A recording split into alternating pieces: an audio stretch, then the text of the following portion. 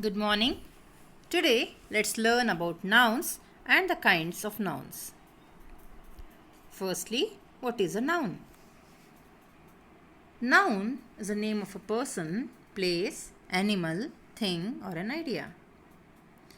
Can you give me some examples of nouns? Yeah. A dog, pencil, boy, Sachin Tendulkar. All these are examples of nouns. So let us learn about the different kinds of nouns now. Firstly, let us know what is a proper noun. What is a proper noun? Proper nouns are names of people, animals, places, or things. We can give some examples like Sachin Tendulkar, Triveni Public School, etc.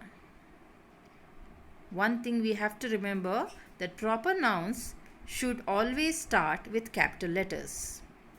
These are the nouns which tell us in specific. That is, Sachin Tendulkar, when I say I am speaking about that person Sachin Tendulkar, I know about whom I am speaking exactly. Common nouns. Common nouns are names of common people, places, animals and things.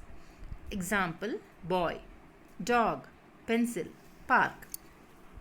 Here, common nouns are commonly used names. Say for example, when I say boy, in a class of students, there are so many boys and girls. In general, when I am speaking about, if I say boys, stand up, the whole class, boys, will get up. So here, commonly I am telling boys. It can be any boy in the class, so all the boys in the class will get up. Similarly, if I say girls, stand up, here the girls, all the girls of the class will stand up here. These are nothing but common nouns. In general, we call out the names or we tell the nouns.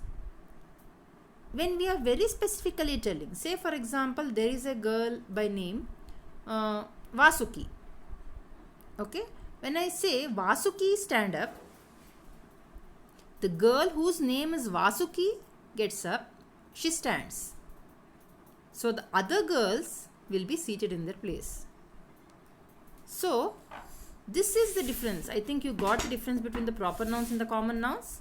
So proper nouns tell us in specific, whereas common nouns tell us in general. So when you say Vandana ma'am, it is a proper noun. When you say teacher, it can be any teacher in the school. So it is a common noun. Similarly, when I say Ramesh, it is a proper noun. When I say boy, it is a common name. Similarly, if I say Vasanti, it is a proper noun. When I say girl, it is a common noun. I think you're clear with this proper nouns and common nouns. Yes. Now, let's move on to the next noun, that is collective nouns. These collective nouns denote the number of persons or things grouped together as a whole. So, a group of some people or group of some things. Say for example, a flock of sheep. When there are many sheep, we say a flock of sheep. Family. What do you mean by family? A group of people who belong to the same house is called family. Again, a gang of robbers. They all belong to the same community. That is, their profession is the same. That is, then we say a gang of robbers. A pair of socks, a pair of gloves.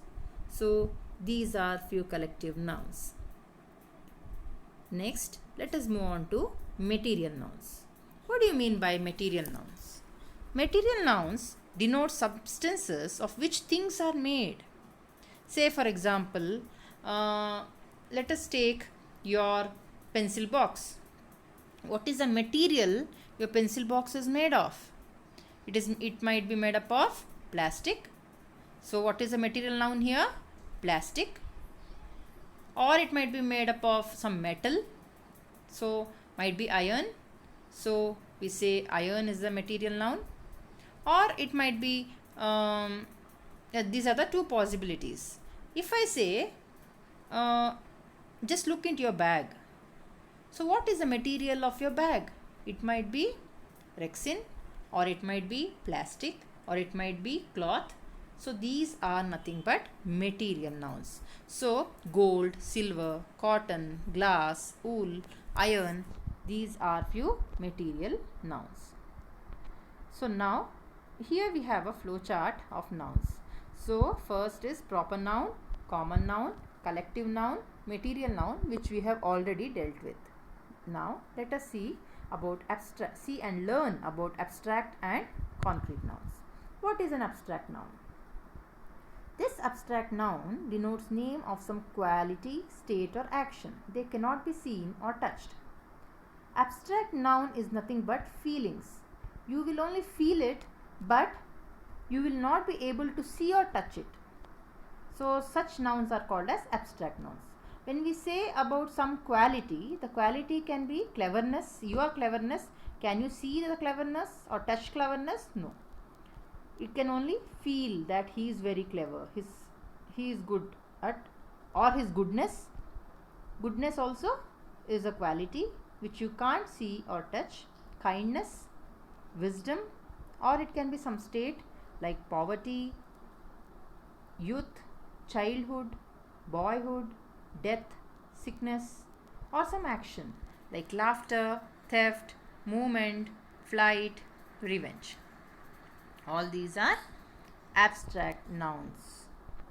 Next, let us move on to concrete nouns. Nouns identified through one of the five senses. You all know what are the five senses, isn't it? It can be taste, touch, sight, hear, smell. So if your noun is identified through one of the five senses, then it is a concrete noun. Say you can take example like phone. You can touch a phone, you can see a phone, it is a concrete noun. Noise, you can hear noise, it is a concrete noun. Rainbow, you can see a rainbow, it is a concrete noun. Mr. Bond is a person, so you can see him as well as touch him. So it is a concrete noun. Example, after retirement, Mr. Bond pursued his dream of photographing rainbows.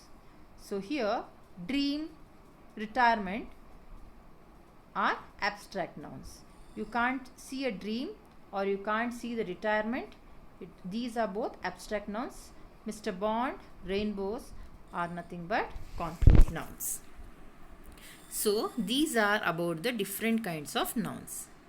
Next, we have to look into the worksheets. I think the concept is clear to you all. If it is not clear, I'll be again there with you to help you out with all this. So now I'll give you some worksheets on the basis of my teaching. So you will have to write all these worksheets one by one and try to solve it. If you are not able to solve it, I am there to help you out, don't worry. So try doing it. So I want you all to solve all the worksheets which are given here. So what do you mean by countable nouns, uncountable nouns? Also you all know what is countable and uncountable nouns.